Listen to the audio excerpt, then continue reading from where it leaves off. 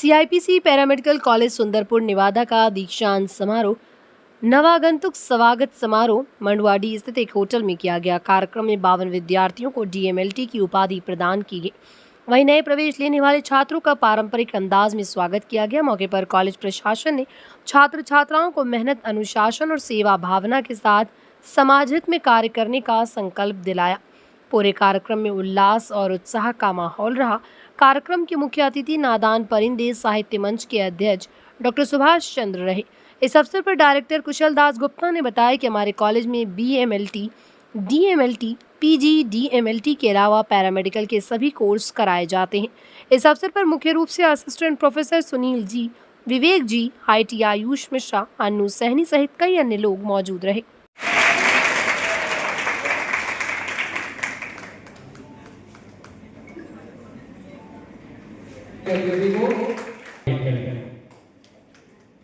मैं आप लोग जोरदार ताली बजाइए सबको।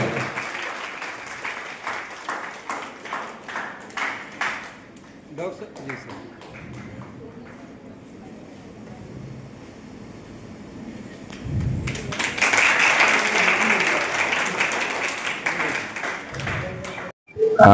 मेरा नाम कुशल दास गुप्ता है, डॉक्टर कुशल दास गुप्ता। जो मैं आज यहाँ किस तरह का फेयरवेल पार्टी किया जाए?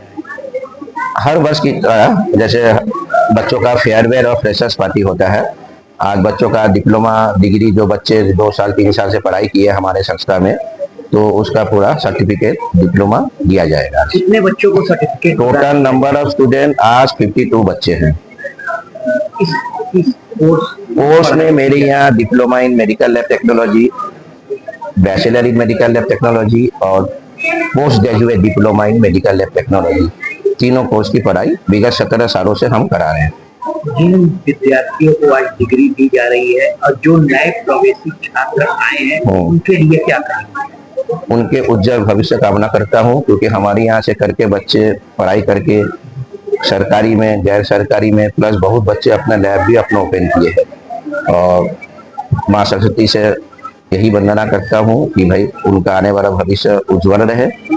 सर, एक इंस्पेक्शन और शोध में ऐसी बातें सामने आई है कि स्टूडेंट्स के लिए जितने प्लेटफॉर्म्स बन रहे हैं वो स्टूडेंट्स के लिए उतना कंफ्यूजन भी कहीं ना कहीं पैदा हो रहा है। क्या कहेंगे सर आप एज ए टीचर वो कैरियर के लिए कैसे चूज करें? देखिए, एलाइड हेल्थ साइंस जो है पैरामेडिकल फील्ड, इसमें कोविड के बाद से, पहले तो था ही मेडिकल लैब टेक्नोलॉजी पैथोलॉजी का कोर्स, और कोविड के बाद से ये क्षेत्र और बूम किया है। तो भविष्य एलाइड हेल्थ साइंस में पैथोलॉजी सबसे बेस्ट फील्ड है। बाकी तो और भी एलाइड हेल्थ साइंस के फील्ड है, पर उनमें से सबसे टॉप मोस्ट में पैथोलॉजी पहले भी था और भी आगे भी रहेगा। डॉक्टर, अगर एक पर्सनल एडवाइस देना हो तो आज भारत देश के बच्चे पूरे विदेश में अपने कौशल का डंका बजा रहे हैं। कुछ बच्चे ऐसे हैं कि जो क्वालिफाई करने से चूक जाते हैं, रह जाते हैं, वो डिप्रेशन में, सुसाइड वगैरह जैसा अटेम्प्ट करते हैं। ऐसे स्टूडेंट के लिए सलाह क्या है? देखिए, हमारे यहाँ जो डिप्लोमा और बैचलर के कोर्स चलते हैं आफ्टर इंटरमीडिएट, बायोलॉजी पढ़ने के बाद बच्चे करते हैं, उसमें बहुत सारे बच्चे नीट की प्रिपरेशन करके आते हैं, 2 साल 3 साल नीट की प्रिपरेशन करके आते हैं। तो मैं ये कहूँगा कि भाई आपका अगर नीट में या डॉक्टरी में नहीं हुआ तो उसके समकक्ष भी आपके पास एक अच्छा अपॉर्चुनिटी है आपको दूसरे फील्ड मेडिकल लाइन में ही आपको आने का। डिप्रेशन में जाने से कुछ नहीं होता है, अपने आप को आगे अपने फील्ड में आपको रखना होगा। मैं डॉक्टर सुभाष चंद्र, मैं इस समय नादान परिंदे साहित्य मंच का राष्ट्रीय अध्यक्ष भी हूँ और यहाँ बतौर अतिथि के रूप में आया हूँ। डॉक्टर, सीआईपीसी पैरामेडिकल काउंसिल में आप आए हैं, क्या कहेंगे सर बच्चों के प्रति? आपके स्पीचेस मोटिवेशनल डेवलपमेंट के रूप में देखे जाते हैं, क्या कहेंगे? देखिए, बच्चों के लिए तो हम यही कहेंगे कि शिक्षा ऐसी होनी चाहिए जो रोजगार परक हो, क्योंकि शिक्षा के बाद जो है बच्चे जॉब के लिए या अपना व्यवसाय चुनते हैं, किसी न किसी फील्ड में वो जाना चाहते हैं जिससे उनका सुनहरा भविष्य उज्जवल हो। सर, अगर स्टूडेंट की बात की जाए तो एक पैशन प्रोफेशन आप काशी हिंदू विश्वविद्यालय के छात्र हैं। सर, वर्तमान के बच्चों के अंदर क्या लगता है कि बात का एफिशिएंसी या कौन सी ऐसी चीजें हैं जो बच्चों के अंदर ज्यादा सुधार की जरूरत है? देखिए, बच्चों में सहनशीलता जो पहले होती थी अब धीरे धीरे वो कम होती जा रही है। मेरा मानना है कि बच्चे सहनशील ज्यादा रहें और अपने आप को धैर्यवान रखें और कोशिश करें कि जितना ज्यादा से ज्यादा हो वो किसी न किसी फील्ड को एक अपना चुनाव करें। क्योंकि इंटर करने के बाद बच्चे ग्रेजुएशन में जाते हैं, ग्रेजुएशन के बाद धीरे धीरे दायरा बढ़ता जाता है, कोई इंजीनियरिंग करता है, कोई मेडिकल में जाता है, कोई आर्ट्स में जाता है, कोई कॉमर्स में जाता है, तो सबके अलग अलग फील्ड हो जाते हैं। वहीं से जो है कई रास्ते मुड़ जाते हैं।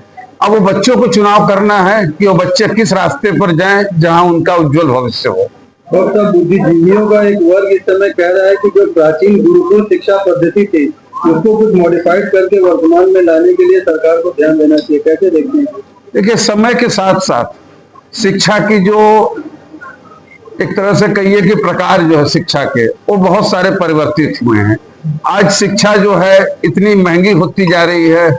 मैं तो सरकार से यही निवेदन करूंगा कि शिक्षा को जितना कम से कम हो लोगों को उपलब्ध कराएं। सर, आज बच्चों को यहाँ